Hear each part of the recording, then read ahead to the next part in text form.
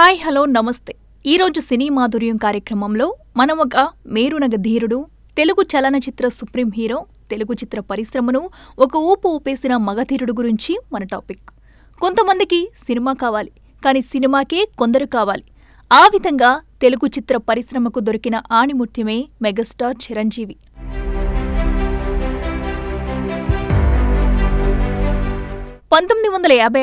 August 22వ తేదీన మన అభిమాన హీరో చిరంజీవి కొణిదెల వెంకట్రావు, అంజనాదేవి పుణ్య దంపతులకు మొగల్తూరులో జన్మించాడు. ఇక చిరంజీవి చలనచిత్ర ప్రస్థానానికి వస్తే 1978లో ఆయన తొలిసారిగా నటించిన సినిమా ప్రాణం ఖరీదు విడుదలైంది. తరువాత కొన్ని చిత్రాల్లో నటించాడు, కొన్ని చిత్రాల్లో విలన్ పాత్రలు కూడా చేశారు.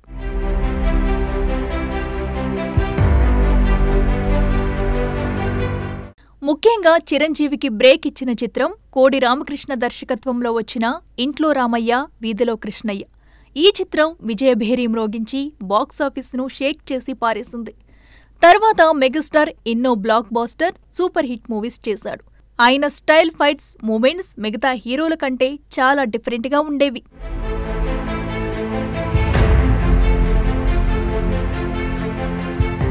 తర్వాత కళాతపస్వి కె. విశ్వనాథ్ దర్శకత్వంలో స్వయం కృషిలో నటించి మొదటిసారిగా ఉత్తమ నటుడిగా నంది అవార్డు అందుకున్నారు. తర్వాత చిరంజీవి బహుముఖ ప్రజ్ఞాశాలిగా ఎవరెస్ట్ శిఖరమంత ఎత్తుకెదిగిపోయారు.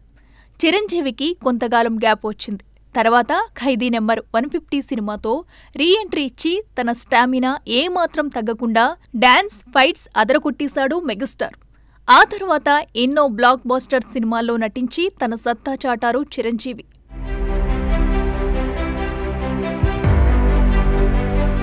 చిరంజీవి తన సేవా దృక్పథంతో పెద్ద ఎత్తున సమాజ సేవా కార్యక్రమాలు కూడా నిర్వహించారు. Chiranjeevi blood bank, I bank సంస్థలు నెలకొల్పి కోట్లాది మందికి జీవితాల్ని ప్రసాదించారు. తెలుగు ప్రజల గుండెల్లో సుస్థిర స్థానాన్ని సంపాదించుకున్నాడు మెగాస్టార్.